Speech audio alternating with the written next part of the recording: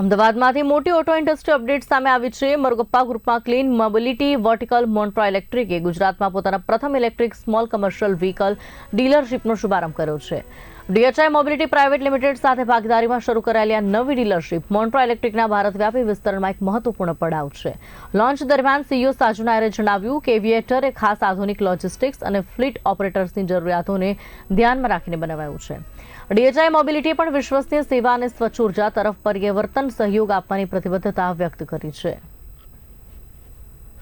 तो आज हम यहाँ पे गुजरात का first Montra electric small commercial vehicle dealership इनॉपरेट कर रहे हैं और यहाँ पे हमारा जो इविएटर प्रोडक्ट है it's a 3.5 ton commercial small commercial vehicle जिसका पेलोड कैपेसिटी है 1.7 टन का।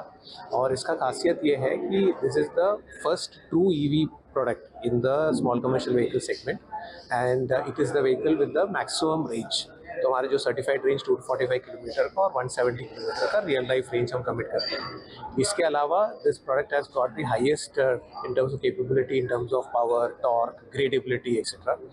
एंड सबसे खासियत ये है कि जो भी ऑपरेटर ये गाड़ी यूज़ करते हैं उनको एक डीजल के मुकाबले में, जैसे डीजल में 8 रुपये पर किलोमीटर का खर्चा है, इसमें सिर्फ 2 रुपये उससे नीचे पर किलोमीटर खर्चा होगा।